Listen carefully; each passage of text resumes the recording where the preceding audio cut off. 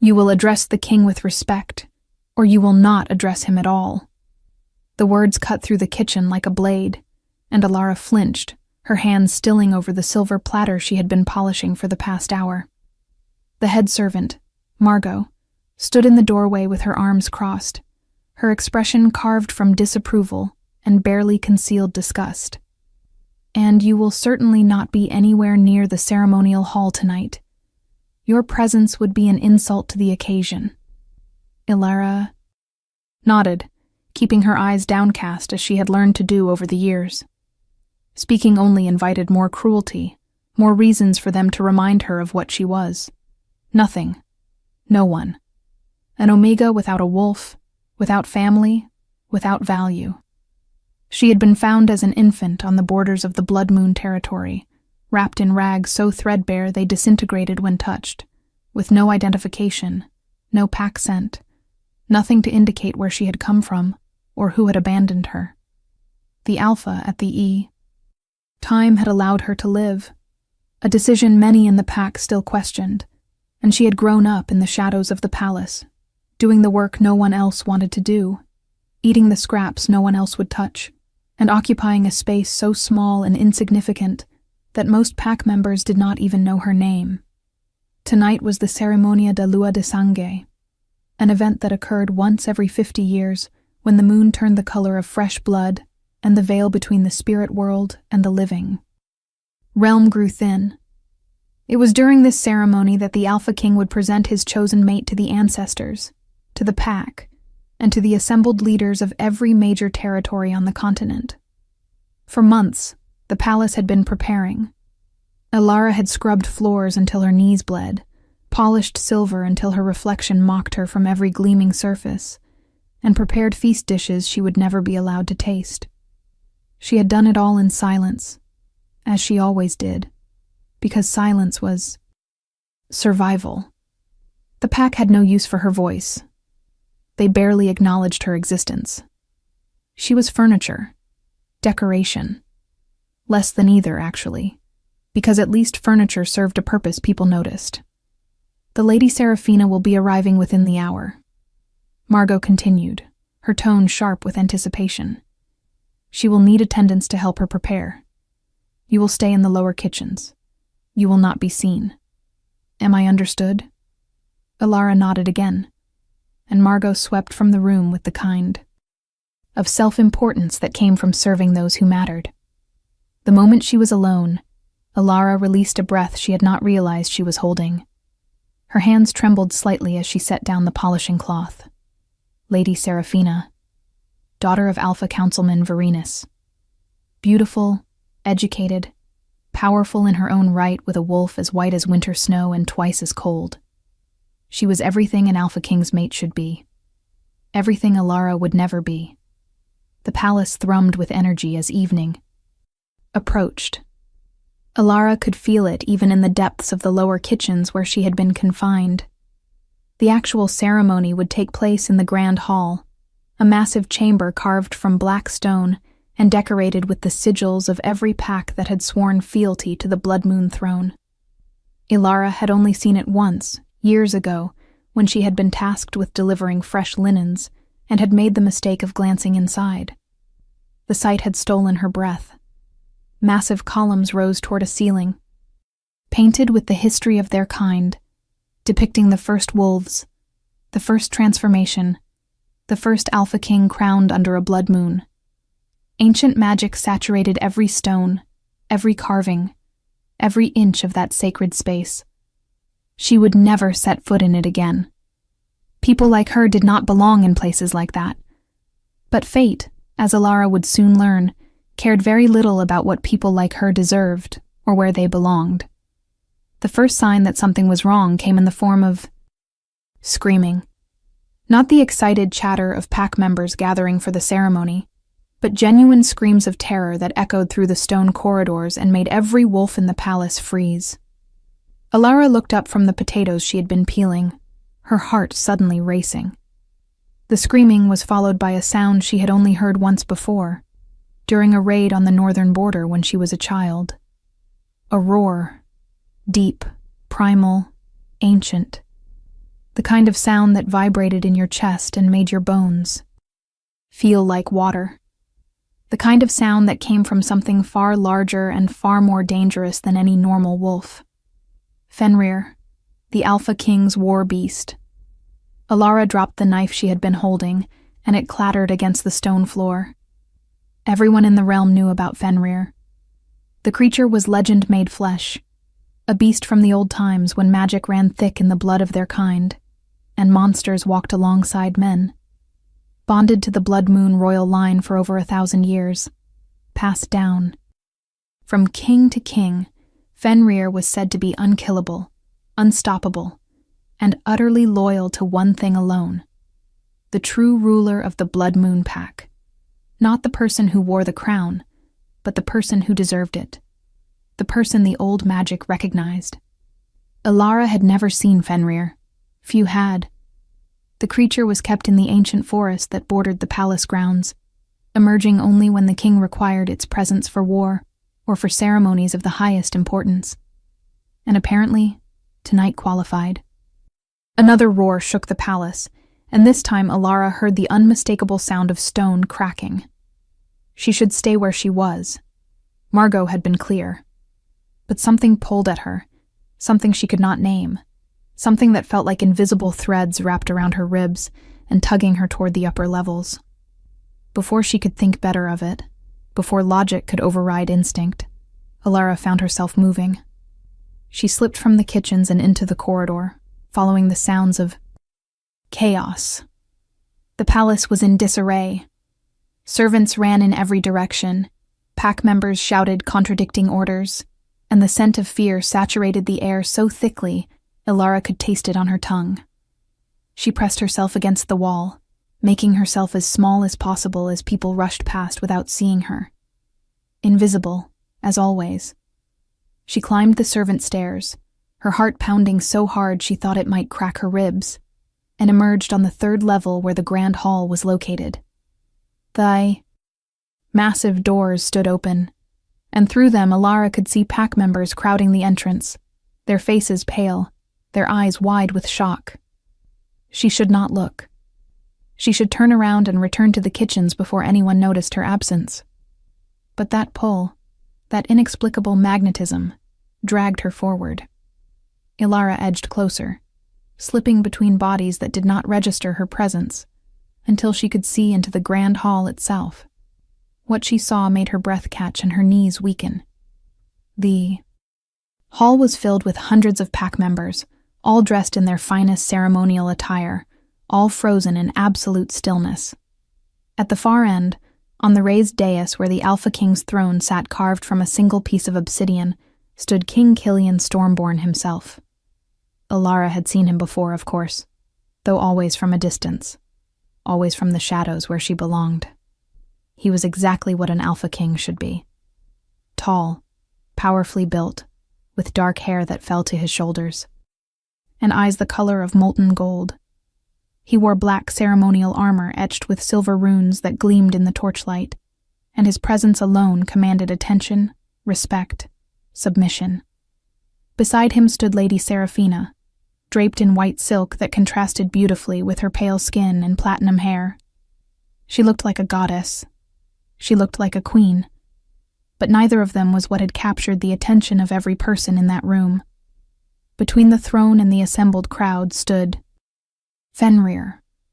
If you are enjoying this story, do not forget to leave a like and subscribe to the channel for more emotional stories like this one.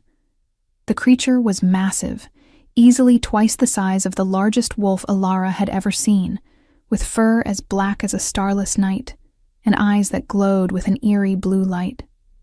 Its shoulders were broader than a man was tall. Its claws carved grooves into the stone floor with each step, and its presence radiated power so intense that even from her position at the back of the hall, Alara felt her knees threaten to buckle. This was not a wolf. This was something older. Something that existed before wolves learned to walk as men. Something that remembered when magic was law and power was everything. The war beast stood in the center of the hall, its massive head turning slowly as if searching for something. Searching for someone.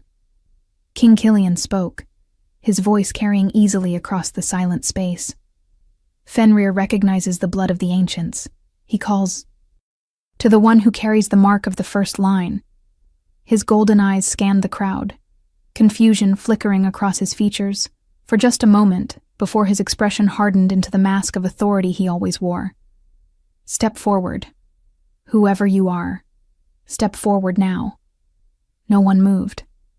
The crowd remained frozen, barely breathing, as Fenrir's glowing gaze continued its sweep of the room. Alara felt her heart hammering against her ribs, felt sweat beading on her skin despite the cool air, felt that inexplicable pull growing stronger, more insistent, more impossible to ignore.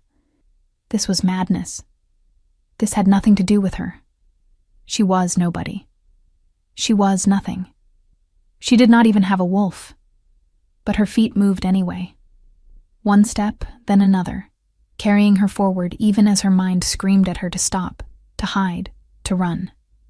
The crowd parted without conscious thought, people shifting aside as if compelled by instinct they did not understand, creating a path from the entrance directly to the center of the hall, directly to Fenrir.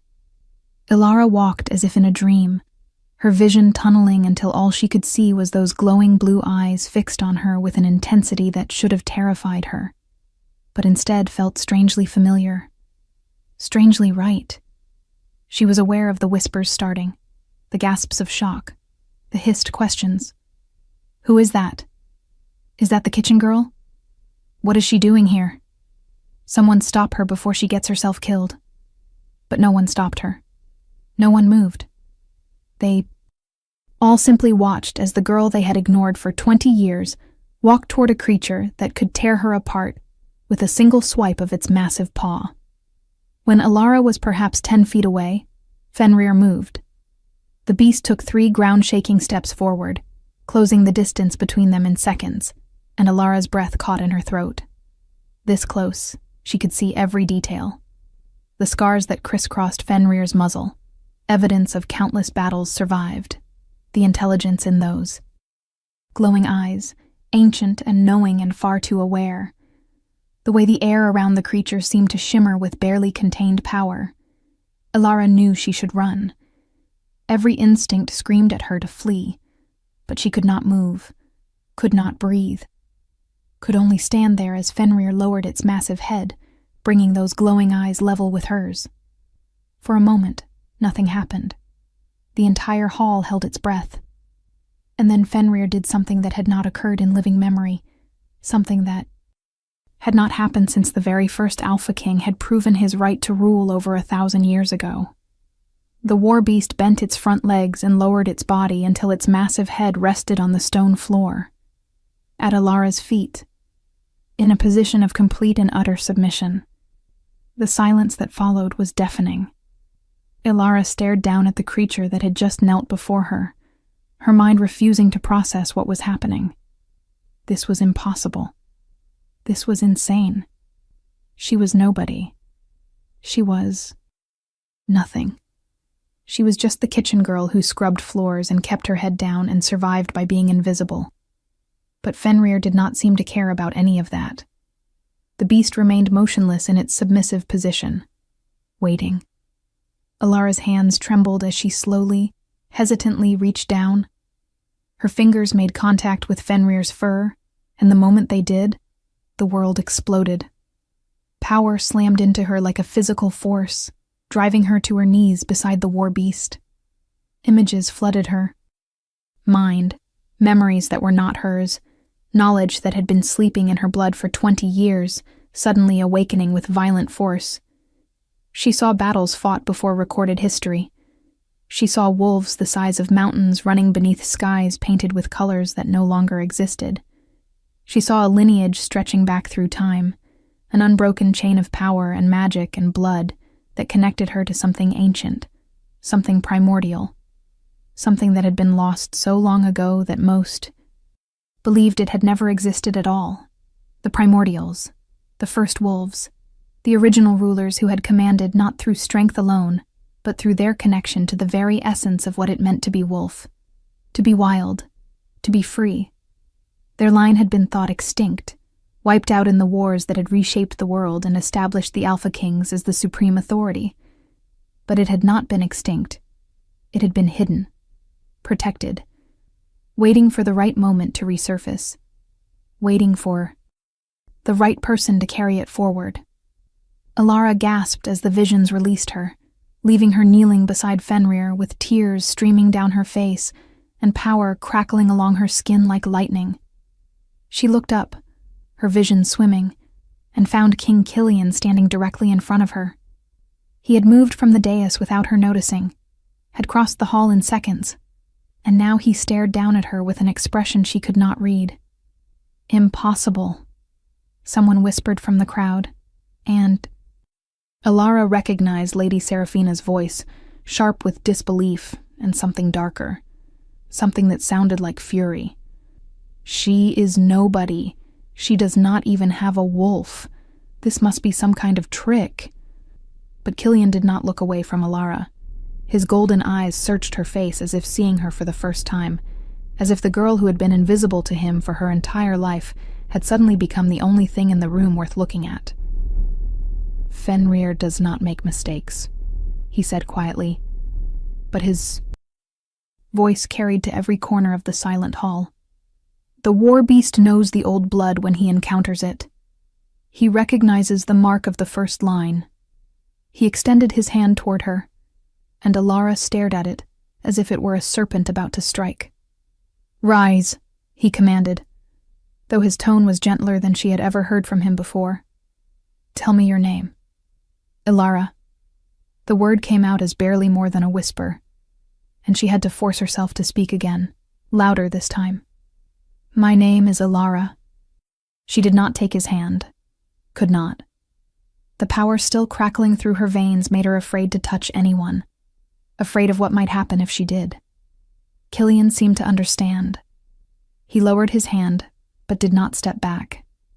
Instead, he turned to address the assembled crowd, and when he spoke, his voice held the absolute authority of a king who would not be questioned. "The ceremony will proceed, but not as planned. Fenrir has chosen. The old magic has spoken. This woman carries the blood of the primordials, and by the laws that govern our kind, laws older than the crown I wear, she is recognized as true royalty." The hall erupted in chaos. Voices shouted over each other, some in protest, some in shock, some in excitement at witnessing something that would be spoken of for generations. Through it all, Lady Seraphina remained silent, but Alara could feel the weight of her stare, could feel the hatred radiating from the woman who had expected to become queen and had just watched that future crumble. Alara wanted to run, wanted to disappear back into the shadows where she belonged, where she understood the rules, where she knew how to survive. But Fenrir remained beside her, the massive beast now standing and pressing against her side as if to anchor her in place. And she realized with dawning horror that running was no longer an option. Whatever had awakened inside her, whatever blood flowed through her veins, it had just changed everything. King Killian raised his hand, and the hall fell silent once more. The power of an Alpha King's command was absolute when he chose to use it, and every wolf in the room felt the compulsion to obey settle over them like a physical weight. "There will be time for questions later," Killian said, his golden eyes sweeping across the crowd with a warning that was impossible to miss. "For now, we will honor the Blood Moon's choice. Alara of the primordial line, you will stand with me for the remainder of this ceremony. Fenrir has named. You and I will not dishonor the old magic by refusing his judgment." He turned back to Alara, and this time did not offer his hand. Instead, he simply waited, giving her the choice to follow or flee. Alara looked at Fenrir, at the ancient creature who had recognized something in her that she had not known existed, and then at the crowd of pack members who stared at her with expressions ranging from awe to outrage. Her entire life she had been invisible, insignificant, ignored. Now every eye in.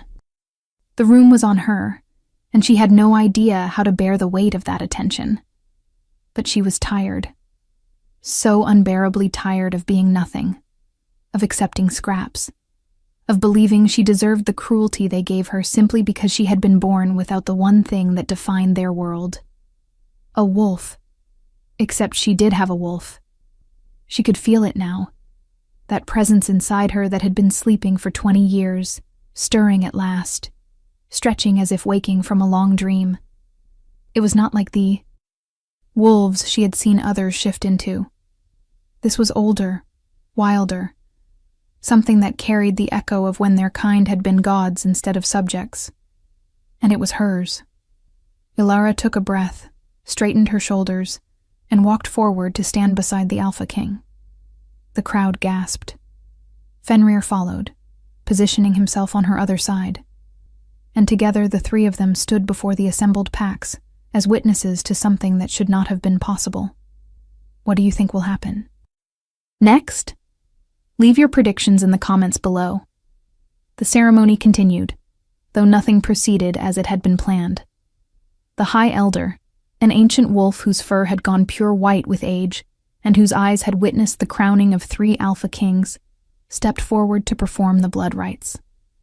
Tradition dictated that the Alpha King's chosen mate would offer her blood to the ancestors, proving her worthiness to stand beside him and produce heirs that would carry the royal line forward.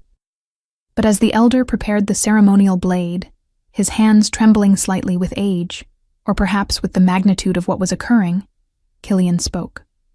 "The rites must be altered," he said, his voice carrying the weight of absolute certainty. "Ilara carries primordial blood. The ancestors will not require proof of her worthiness. They will require acknowledgement of her supremacy." The words sent another wave of shock through the crowd, and this time even the High Elder looked uncertain. "My king," the old wolf said carefully, "the ceremony has been performed the same way for centuries. To alter it now, especially given the circumstances, might be seen as—" He trailed off, clearly searching for a diplomatic way to finish the sentence. "Might be seen as what?" Lady Seraphina's voice cut across the hall, like a blade dipped in honey. She had moved from her position beside the throne, and now stood at the edge of the dais, her white dress flowing around her like water. Her expression, perfectly composed except for the fury burning in her ice-blue eyes. Might be seen as the king being manipulated by a convenient trick? We all know the stories of the primordial line, Your Majesty.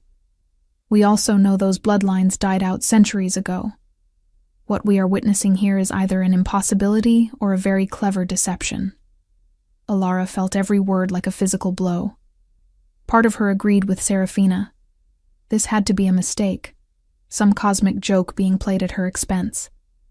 But the power thrumming through her veins, the way Fenrir pressed protectively against her side, the memories still echoing in her mind of battles and magic, and a time when her ancestors had shaped the world itself, all of it insisted this was real. Killian turned to face Seraphina, and the temperature in the hall seemed to drop. When he spoke, his voice carried the kind of quiet danger that made seasoned warriors take a step back. "Are you questioning Fenrir's judgment, Lady Seraphina? Because if so, I would be more than happy to arrange a demonstration of just how infallible the war beast's instincts truly are." The threat was unmistakable, and Seraphina's perfect composure cracked just slightly, a flicker of fear crossing her features before she smoothed it away. "Of course not, Your Majesty. I merely suggest that we proceed with caution. Surely you can understand the pack's confusion. This girl has lived among us for 20 years, and not once has she shown any sign of carrying ancient blood. Not once has she even manifested a wolf. It is unusual, to say the least." She was right, of course. Ilara could feel the doubt rippling through the assembled crowd, could see it in the faces of pack members who had ignored her for 2 decades, and now were being asked to accept that she was somehow royalty. It was absurd. It was impossible. And yet, the High Elder cleared his throat, drawing attention back to the matter at hand. "Perhaps," he said slowly, we might allow the blood itself to provide answers. The ceremonial blade has been blessed by every Alpha King since the founding of the Blood Moon Pack. If Alara truly carries primordial blood, it will react to the old magic in ways that normal wolf blood cannot. Killian looked at Alara, a question in his golden eyes, and she realized he was giving her the choice. She could refuse, could walk away from this madness and return to the kitchens, to her simple life, to the safety of being invisible, or she could step forward and prove once and for all whether the impossible was actually truth. Alara thought about the 20 years she had spent scrubbing floors and eating scraps and being treated as less than nothing. She thought about every cruel word, every dismissive glance, every moment she had been made to feel worthless. And she thought about the power now flowing through her veins, the wolf stirring inside her consciousness, the ancient magic that recognized her even if the pack did not. "Do it," she said, her voice steadier than she felt. "Test the blood." The High Elder nodded and approached with the ceremonial blade. It was beautiful in a deadly way, forged from silver that had been mined from the sacred mountains and etched with runes so old their original meaning had been lost to time. The blade hummed with latent magic, and Alara could feel it calling to something deep inside her, something that remembered when weapons like this had been commonplace, when magic had been as natural as breathing. The elder took her hand gently, his ancient fingers surprisingly steady as he turned her palm upward. "This will hurt," he warned, though kindness softened his tone. "The old magic is not gentle when it wakes." Alara nodded, bracing herself, and the elder drew the blade across her palm in one swift motion. Pain flared bright and sharp, and Alara hissed through her teeth but did not pull away.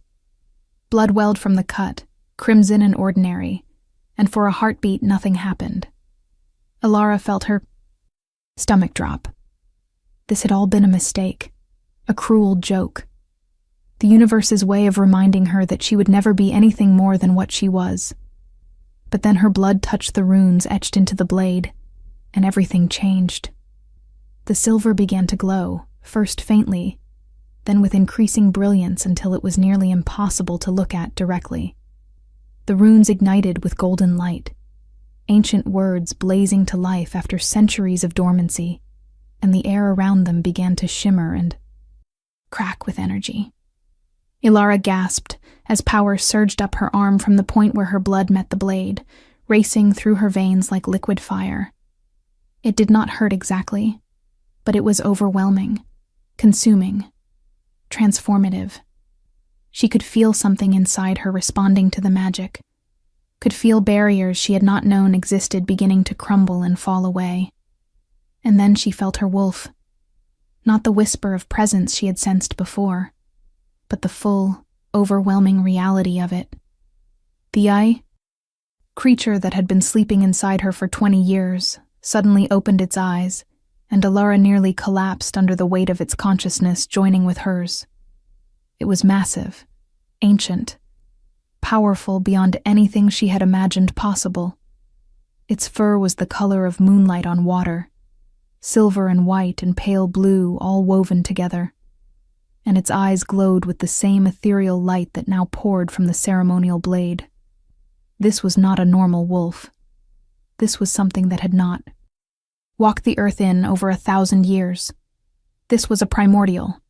The light from the blade intensified until it filled the entire hall, forcing pack members to shield their eyes, and when it finally faded, Alara stood transformed. Her plain servant's dress had been replaced by ceremonial armor that had materialized from the magic itself, silver and white metal etched with the same ancient runes that decorated the blade, fitting her perfectly as if it had been made specifically for her body. Her brown hair, which had always been limp and unremarkable, now fell in waves that seemed to catch and hold light, and her eyes, when she finally opened them, glowed with the same pale blue luminescence as her wolf's. The silence that followed was absolute. Even Lady Seraphina, who had been so quick to voice her doubts, stood frozen with her mouth slightly open, unable to form words in the face of what she had just witnessed. The High Elder stared at Alara with tears streaming down his weathered face, and when he spoke, his voice shook with emotion. "Blessed by the moon," he whispered. "After 1,000 years, the primordial line has returned." He dropped to one knee, then both, pressing his forehead to the stone floor in a gesture of absolute submission and reverence. "Forgive us, first daughter.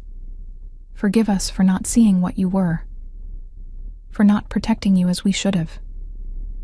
His words seemed to break the spell that had frozen the crowd, and like a wave, pack members began to kneel. First one, then 10, then hundreds, until the entire grand hall was filled with wolves bowing before a girl who that very morning had been nobody worth noticing. Ilara stood in the center of it all, overwhelmed, terrified, and completely unsure what she was supposed to do or say. Killian remained standing, as was his right as Alpha King, but even he looked at her differently now. The calculation in his golden eyes had been replaced by something else: recognition, respect, and underneath both, something that looked dangerously close to fascination. He moved closer, closing the distance between them until he stood directly in front of her. So close she could feel the heat radiating from his body, could smell the scent of pine and night air that clung to him.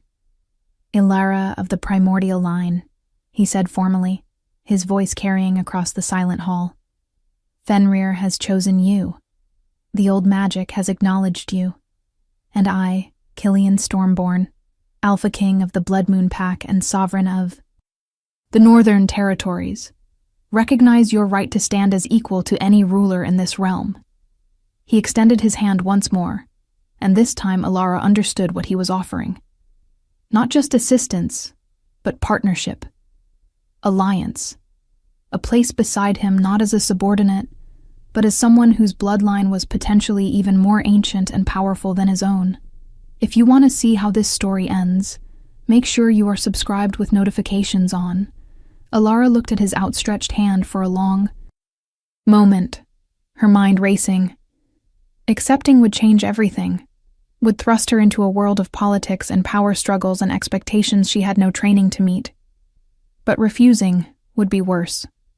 Would be an insult not just to Killian but to the magic itself, to the ancestors who had somehow kept her bloodline alive through centuries of near extinction, to the wolf now pacing inside her consciousness and demanding she claim what was rightfully hers. She reached out and placed her hand in his. The moment their skin made contact, power arced between them, visible to everyone in the hall as silver and gold light intertwined and spiraled upward. Alara gasped at the intensity of it, at the sense of connection that suddenly existed between her and this king who until moments ago had been nothing more than a distant figure she observed from the shadows. She could feel his wolf, powerful and dominant and absolutely alpha in every way, and she could feel how her own primordial wolf responded to it.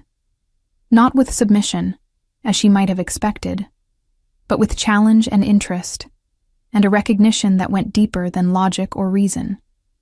Mate. The word echoed through her consciousness, though whether it came from her wolf or his, or from the magic binding them together, she could not say. But she knew, with absolute certainty, that what Fenrir had recognized was not just her bloodline. It was this connection, this bond that should not exist between a kitchen servant and a king, but apparently did anyway, because magic and fate cared nothing for social hierarchies or carefully laid plans. Killian's eyes widened slightly, and Alara knew he felt it too. The bond, the pull, the absolute certainty that somehow, impossibly, they were meant to stand together. "This changes everything," he said quietly, so only she could hear, and Alara did not know if he meant politically or personally or both. Probably both. Definitely both.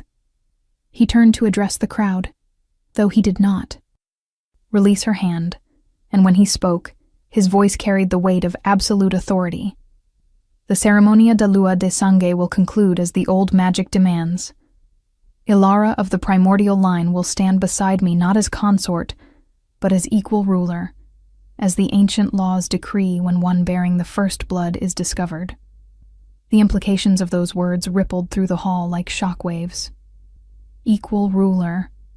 Not queen in the traditional sense, subordinate to the king, but actual shared sovereignty.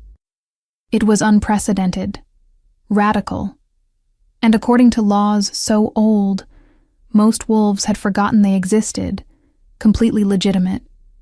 Lady Seraphina made a sound that might have been a laugh or might have been a sob. Ilara could not tell which, and then the woman turned and walked from the hall with her head high and her white dress trailing behind her like the ghost of futures that would never be. Several of her supporters followed, their faces dark with disapproval, but most of the pack remained, kneeling, watching, waiting to see what would happen next. What happened next was that Killian led Ilara to the dais, to the throne carved from black obsidian, and gestured for her to stand beside him while the High Elder completed the blood rites. The ceremony that followed was ancient and complex, involving oaths spoken in languages Ilara did not consciously know but somehow understood, involving her blood mixed with Killian's and offered to the ancestors, involving Fenrir standing guard, beside them as witness and protector. Through it all, Ilara felt as if she were moving through a dream, her mind unable to fully process the magnitude of what was occurring. Just this morning she had been invisible, worthless. Now she stood beside the most powerful wolf in the realm, while hundreds knelt before her and ancient magic sang in her veins. When the ceremony finally concluded, the first light of dawn was breaking through the high windows of the grand hall, painting everything in shades of gold and pink that seemed almost gentle after the intensity of the blood moon's red glow. Killian turned to her, and for the first time since this all began, he allowed his formal mask to slip just slightly. "You must be exhausted," he said, and there was genuine concern in his tone. "We should get you somewhere you can rest, somewhere you can process everything that has happened." Ilara wanted to laugh at the absurdity of that statement. Process? How did one process discovering they were descended from ancient royalty? How did one process developing a mate bond with an alpha king? How did one process going from servant to sovereign in the span of a single night? But before she could respond, before she could even begin to formulate words that might express the chaos in her mind, the doors to the grand hall slammed open with enough force to crack the stone frame. A messenger stumbled in, his clothes torn, his face streaked with blood, his eyes wild with panic. "Alpha King," he gasped out, barely able to stand. "The eastern border. We are under attack. An army, thousands strong, led by wolves we have never seen before. They carry banners marked with symbols from the old wars. They are asking for the primordial. They are demanding she be turned over to them, or they will destroy everything." The hall erupted in chaos once more, but this time the fear was different. This time it was immediate and real. Killian's expression hardened instantly, the brief moment of gentleness vanishing behind the mask of a king who had led his people through countless battles. He looked at Ilara, and in his golden eyes she saw both protection and a question. She had just been acknowledged as his equal. That meant whatever decision they made next, they would make it together. "They want me," Ilara said, surprised by how steady her voice sounded, despite the terror clawing at her insides. "If I go to them, if I surrender myself, will they leave the pack alone?" "No." Killian's response was immediate and absolute. "You are under my protection now, under Fenrir's protection, under the protection of every wolf who just witnessed your blood awaken. I do not surrender what is mine, and you are not going anywhere near whatever force is at our borders." His possessiveness should have bothered her, should have felt like just another cage, but instead it settled something inside her that had been vibrating with fear. She was not alone in this. Whatever happened next, she would not face it as the invisible kitchen girl who had no one and nothing. She would face it as what she apparently was, a primordial, a ruler, a woman with power she was only beginning to understand. Then we go to them together, Alara said, and watched Killian's expression shift from protective anger to something that looked almost like pride. We find out who they are and what they want, and we show them that the primordial line does not bow to threats. Fenrir, who had been silent throughout the ceremony, chose that moment to release a roar that shook the very foundations of the palace. The ancient war beast's eyes glowed brighter, and Alara felt her own wolf respond, felt power rising inside her that was both terrifying and exhilarating. Whatever was waiting for them at the eastern border, whatever ancient enemies had emerged from history to threaten her pack, they would learn very quickly that awakening a primordial was not the same as defeating one. Killian smiled, and it was the smile of a king who had just realized he had gained not just a mate, but an ally, who might actually be strong enough to stand beside him in the battles to come. "Then we ride at dawn," he said, his voice carrying to every corner of the hall. "Prepare for war." The crowd began to move, wolves rushing to gather weapons and armor, messengers running to alert the pack's warriors, the organized chaos of an army mobilizing for battle. Through it all, Alara stood beside the Alpha King with Fenrir at her side, and magic crackling along her skin, and for the first time in her 20 years of life, she did not feel invisible. She felt seen. She felt powerful. She felt like she might actually deserve the destiny that had just crashed into her life and changed everything. The battle that followed would be spoken of for generations. The army at the eastern border turned out to be remnants of the old families, wolves who had served the primordial line before it fell, and who had been waiting centuries for a true heir to emerge. They had not come to destroy but to kneel, to offer their service, to pledge their loyalty to the bloodline they had never stopped believing would return. But their arrival had triggered responses from other factions, from packs who feared what a resurgent primordial line might mean for the current power structures, from political rivals who saw opportunity in chaos, from ancient enemies who remembered when the first wolves had ruled with absolute authority and wanted to ensure that could never happen again. The fighting lasted 3 days. 3 days of blood and battle and magic unleashed in ways that had not been seen since the wars that reshaped the realm. Alara fought beside Killian, her primordial wolf emerging for the first time, and proving to be every bit as powerful as the legend suggested.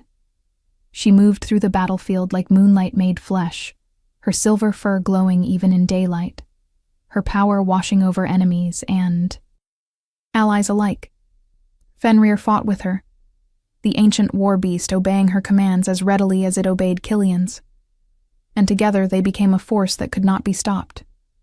Pack members who had ignored her for 20 years watched in awe as the kitchen girl they had dismissed proved herself to be a warrior queen in every sense of the word.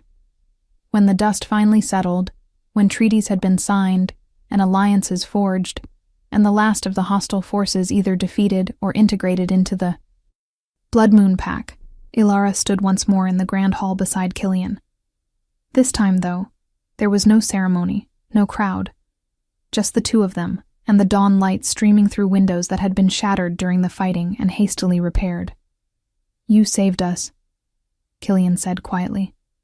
"Your power, your presence, it turned the tide. Without you, we would have been overwhelmed." Alara shook her head. "We saved each other. That is what mates do, is it not?"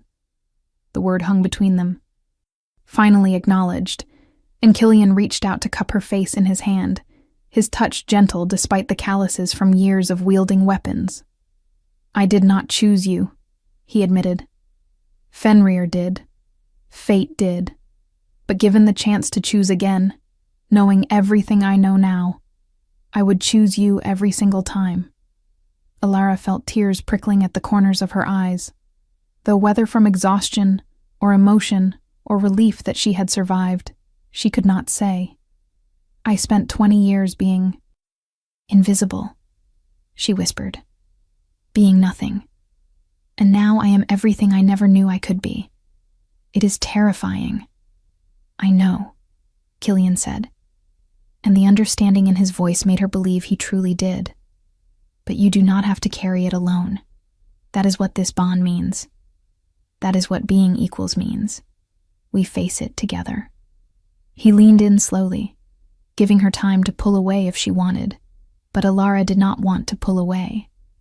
She wanted this, wanted him, wanted the life that had been offered to her, impossible as it seemed. When their lips finally met, the kiss was soft and careful, a promise rather than a demand, and when they pulled apart, Alara saw her own wonder reflected in his golden eyes.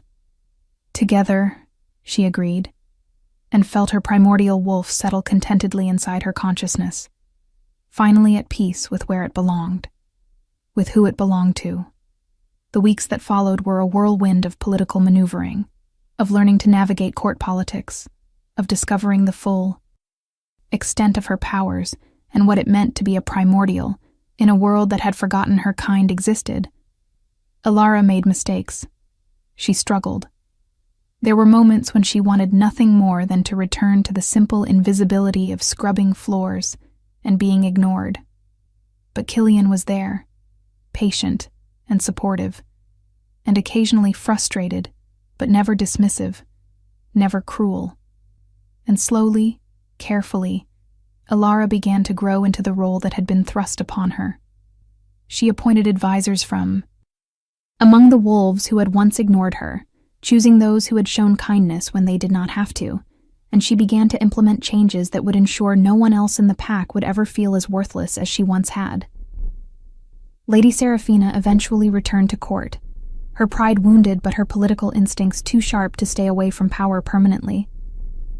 She and Alara would never be friends, but they developed a careful professional respect, and Seraphina proved to be invaluable when it came to navigating the more treacherous aspects of court politics. The High Elder became one of Alara's most trusted advisors, teaching her the old histories, the ancient magics, everything she needed to know about the primordial line and what her ancestors had been capable of achieving. And Fenrir remained at her side always, the ancient war beast becoming as much her protector as Killian's, a living symbol of the bond between old magic and new authority. 6 months after the blood moon ceremony, Alara stood once more in the grand hall, but this time she wore a crown. Not the one Killian wore, which had been passed down through generations of Alpha Kings, but a new one, forged specifically for her from silver mined from the sacred mountains, and set with moonstones that glowed with their own internal light. The coronation was smaller than the blood moon ceremony had been, more intimate, attended only by pack members who had proven their loyalty and allies who had earned their trust. As the High Elder placed the crown on her head and declared her queen in truth, and not just in title, Alara looked out at the faces watching her and marveled at how much had changed. How much she had changed. Killian stood beside her, his own crown gleaming in the torchlight. And when the ceremony concluded and the pack erupted in celebration, he took her hand and led her from the hall to the balcony that overlooked the entire territory. From here, Alara could see the forests where she had once been forbidden to roam, the training grounds where warriors honed their skills, the homes of pack members who now looked to her for guidance and protection. "Do you regret it?" Killian asked softly. "The life you lost? The simplicity?"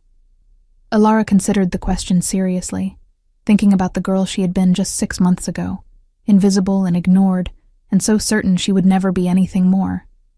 Then she thought about the woman she was now, powerful and seen and standing beside a king who looked at her as if she were the moon itself. "No," she said finally, "I do not regret it. That girl needed to die so this woman could live." Killian smiled and pulled her close, wrapping his arms around her as the celebration continued inside without them. "Then we build something new," he murmured against her hair. "Something that honors both the old ways and the new. Something worthy of a primordial queen and the Alpha King who was lucky enough to be chosen by her." Alara laughed, the sound bright and genuine and so different from the quiet, frightened silence she had maintained for 20 years. "Chosen by Fenrir, you mean?" "Chosen by fate," Killian corrected. The war beast just had the good sense to recognize it first. If this story touched your heart, share it with someone who loves epic romance. Tell me in the comments, did you see this ending coming? As stars began to appear in the darkening sky above them, Ilara leaned into Killian's embrace and allowed herself to simply exist in the moment. No longer invisible, no longer worthless, no longer the girl who scrubbed floors and kept her head down and survived by being nothing. She was Ilara of the primordial line, queen of the Blood Moon Pack, mate to the Alpha King. And for the first time in her entire life, she was exactly where she was meant to be.